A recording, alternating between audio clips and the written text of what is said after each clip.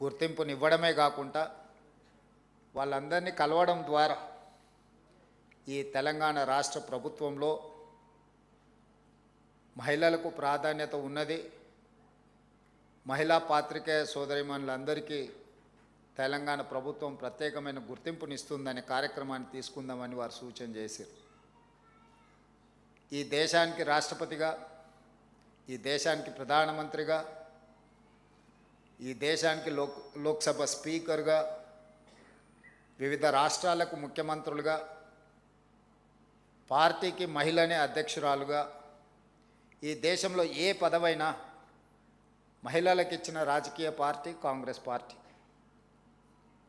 అలాంటి మహిళా నేతృత్వంలో పనిచేస్తున్న ఈ పార్టీ ఆ ఉక్కు మహిళ సంకల్పంతో ఈరోజు తెలంగాణ రాష్ట్రం ఏర్పడ్డది.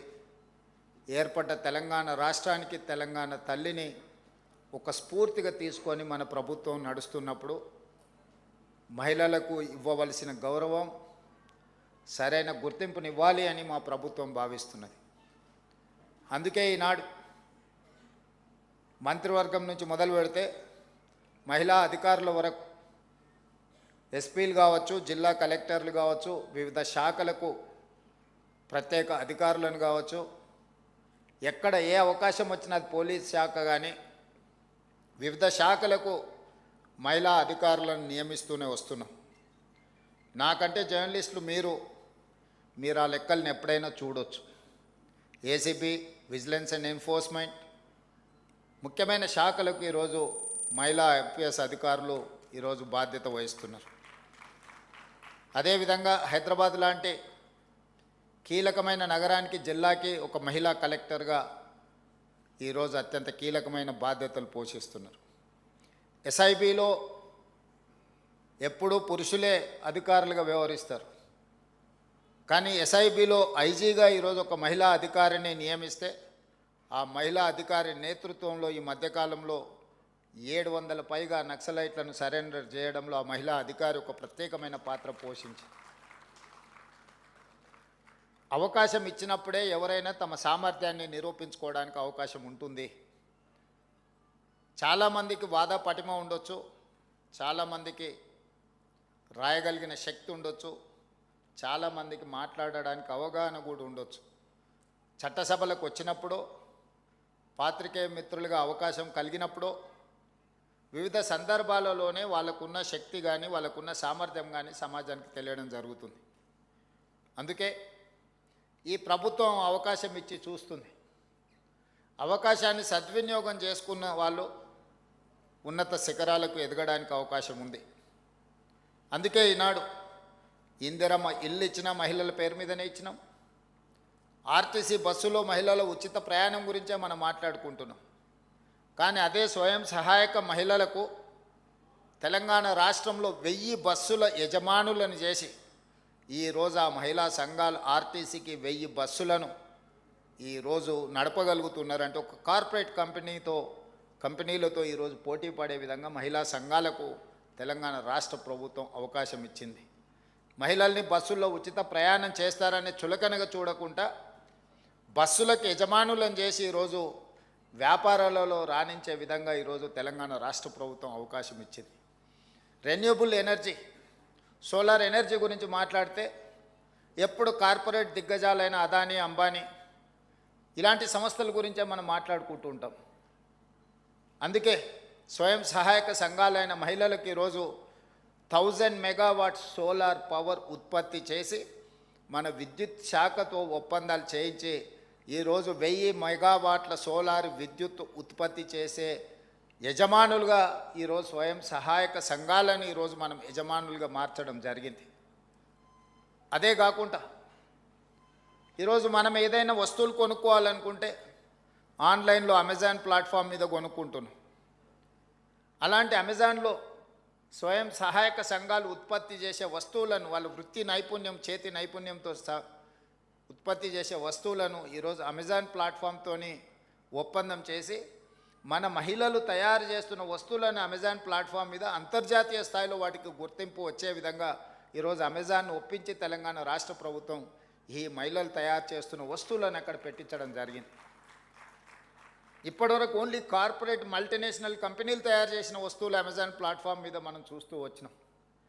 కానీ ఈనాడు మన తెలంగాణ మహిళలు తయారు చేస్తున్న వృత్తి నైపుణ్యము, చేతి వృత్తులను, కుల వృత్తులతో తయారు చేసిన వాటిని ఈరోజు అమెజాన్లో మనం ప్రపంచానికి అందుబాటులోకి తీసుకొచ్చినాం. అదేవిధంగా ఈరోజు మహిళలలో ఉన్న టాలెంట్ను గుర్తించాలి, వాళ్ళకు అండగా నిలబడాలన్న ఆలోచనతోటి హైటెక్ సిటీ అని అంటే ప్రతి ఒక్కరూ మైక్రోసాఫ్ట్, ఇన్ఫోసిస్, విప్రో ఇలాంటి కార్పొరేట్ కంపెనీల గురించే మనం మాట్లాడుకుంటున్నాం. ఆ చుట్టుముట్టుతో ఉన్న ఐటీ కంపెనీల గురించి, అంతర్జాతీయ సంస్థల గురించి మాత్రమే మనం చర్చించుకుంటున్నాం.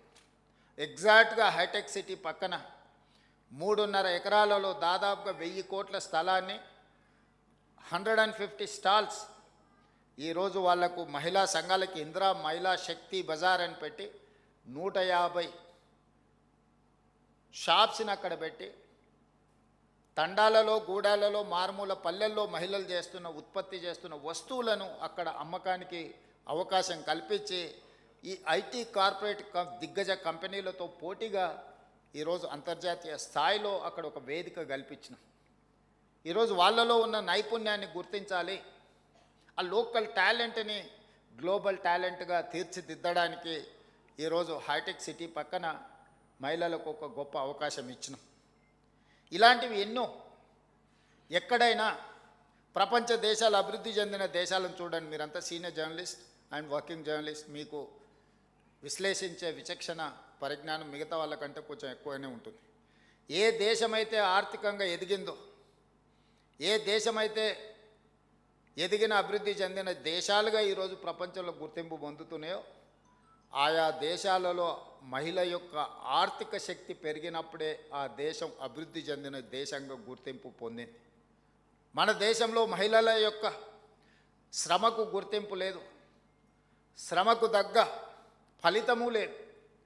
ఇంట్లో చేసే ఏ పనైనా టేక్ ఇట్ గ్రాంటెడ్గా, ఆఫీస్లో ఏ పని ఉన్నా కూర్చొని చేసే పనిని మహిళల మీద నెట్టేసి మిగతా వాళ్ళు పెత్తనం చెలాయించే విధంగా, అదేవిధంగా మగవాళ్ళతో పోటీపడి చేసేటప్పుడు చిన్న చిన్న చులకన కామెంట్స్ కానీ ఇతర ఇష్యూస్ మీకు అందరికి తెలుసు. ఇట్లాంటి వాటన్నిటికీ పులి స్టాప్ పడాలి అని అంటే మహిళల్ని వాళ్ళ టాలెంట్ను గుర్తించి ప్రోత్సహించాల్సిన బాధ్యత సంస్థల మీద ఉన్నది. వ్యక్తులుగా మనం కొన్ని చేయలేం. వ్యవస్థగా మనం పని చేసినప్పుడు తప్పకుండా మనం ఆ టాలెంట్ని గుర్తించి అవకాశం కల్పించడానికి అవకాశం ఉంటుంది. జర్నలిజం గురించి నేను చెప్పాలి అని అంటే నాకున్న పరిమితమైన అవగాహనతో ఆనాడు దేశ స్వతంత్రం కోసం కొట్లాడుతున్నప్పుడు యంగ్ ఇండియా అనే పత్రికను మహాత్మా గాంధీ గారు నడిపించారు. 1921 నుంచి 1931 వరకు 10 సంవత్సరాలు మహాత్మా గాంధీ గారు పత్రికను నడిపించి స్వతంత్ర పోరాటాన్ని దేశ ప్రజలకు చేరవేయడానికి యంగ్ ఇండియా పత్రికను నడిపారు. అదే సమయంలో పండిత్ జవహర్లాల్ నెహ్రూ గారు దేశ స్వతంత్ర పోరాటాలనే కాకుండా పాలసీలను ప్రజలకు తెలియజెప్పాలి, ఈ దేశ ప్రజలకు దేశాన్ని నడిపించుకునే శక్తి ఉన్నది, జ్ఞానం ఉన్నదని నేషనల్ హెరాల్డ్ పత్రికను పండిత్ జవహర్లాల్ నెహ్రూ గారు నడిపించారు. మన ప్రాంతానికి వస్తే సాయుధ రైతాంగ పోరాట సమయంలో సురవరం ప్రతాప్ రెడ్డి గారు గోల్కొండ పత్రికను నడిపించడం జరిగింది. వీళ్ళందరూ కూడా వర్కింగ్ జర్నలిస్టులే కాదు, జర్నలిజం పట్ల ఒక అవగాహన ఉండి అత్యంత గొప్ప పోరాటాలను కూడా పత్రికల ద్వారా నడిపించడం ద్వారా శాంతియుతంగా ఒక యుద్ధాన్ని గెలవచ్చు అని చెప్పి మహాత్మా గాంధీ గారు, నెహ్రూ గారు, సురవరం ప్రతాప్ రెడ్డి గారు నిరూపించారు. యుద్ధం అంటే ఆయుధాలతో చేసేదే యుద్ధం అని కొంతమంది అనుకుంటారు. ఆయుధాలతో చేసే యుద్ధము విషాదంతో ముగుస్తుంది. కానీ అవగాహనతో కూడుకున్న, ప్రజలకు అవగాహన కల్పించి ప్రజల్ని కార్యోన్ముఖులను చేసి ఒక ఐడియాలజికల్ వార్ చేస్తే ఒక యుద్ధాన్ని గెలవచ్చు, ఒక దేశానికి స్వతంత్రాన్ని సాధించవచ్చు అని చెప్పి మహాత్మా గాంధీ గారు నిరూపించారు. వారి వారసత్వంగా ఈరోజు మనం ఈ పరిపాలనను కొనసాగిస్తున్నాం. ఈ దేశంలో వివక్ష ఉంది. అది కులాల మధ్యలోనే కాదు, మహిళల మధ్యలో, పురుషుల మధ్యలో రకరకాల వివక్షలు ఉన్నాయి. అభివృద్ధి చెందిన దేశాలలో వివక్ష లేదని అనుకోకండి. అప్పుడప్పుడు మనం అమెరికా చాలా అభివృద్ధి చెందిన దేశం అంటాం, అప్పుడప్పుడు మనం చూస్తున్నాం. అక్కడ ఉండే వివక్ష అక్కడ ఉంది. అక్కడ పేదరికం లేదని కాదు, మనకంటే అత్యంత నిరుపేదలు ఉన్నారు. కానీ అక్కడ కష్టపడే వారికి గుర్తింపు ఉన్నది, ముందుకెళ్ళే వాళ్ళకు అవకాశం ఉన్నది. మన దగ్గర కూడా వివక్ష ఉన్నది, కానీ కష్టపడే వాళ్లకు గుర్తింపునివ్వాల్సిన బాధ్యత ఇంకా మనము నేర్చుకోవాల్సిన అవసరం ఉన్నది. ఇంకా మనం అవకాశం కల్పించాల్సిన బాధ్యత ఈరోజు ప్రభుత్వాల మీద ఉన్నది. అందుకే ఈరోజు ప్రత్యేకంగా మహిళా జర్నలిస్టులతో కలిసి, ఎందుకంటే నా ఈ ప్రయాణంలో చాలామంది మిత్రులు ఉన్నారు, మహిళా జర్నలిస్టులు కూడా చాలామంది వెల్ విషర్స్ ఉన్నారు. వాళ్ళందరి ప్రోత్సాహము